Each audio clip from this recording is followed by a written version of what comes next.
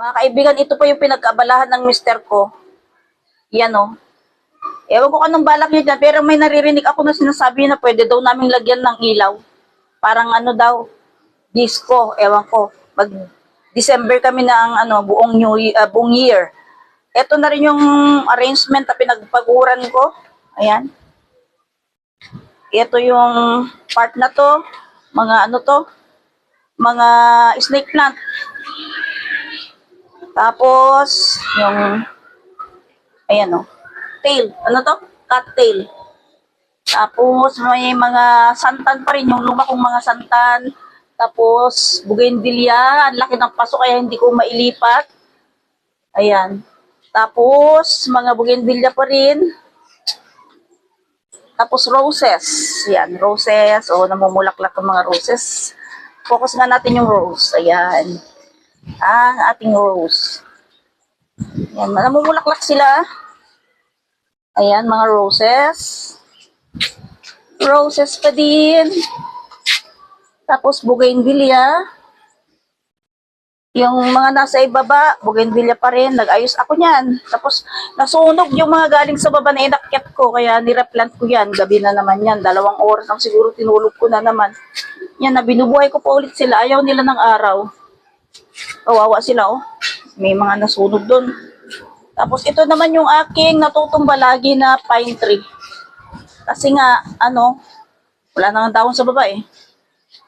Yung kanyang yung kanyang ugat ay lumusot na sa paso. Kaya, hindi na pantay yung tayo niya. Ayan, mga namumulaklak pa rin yan. Tapos, ayan, bougainvillea, yung bandang itaas.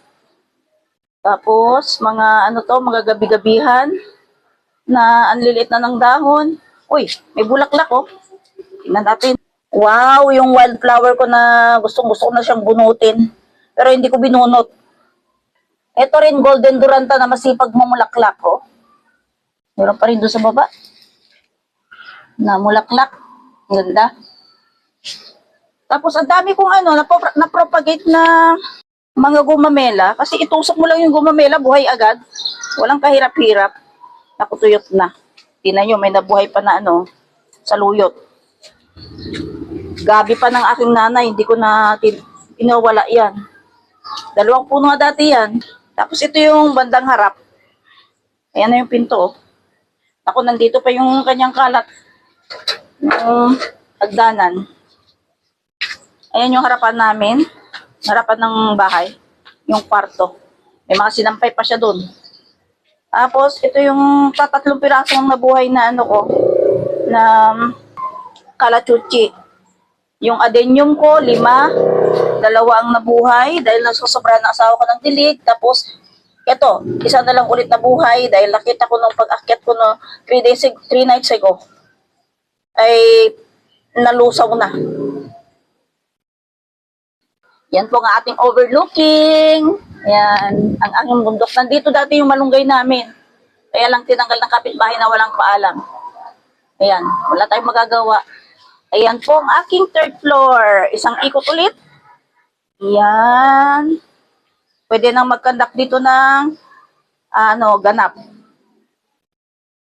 Yan po. Maraming salamat.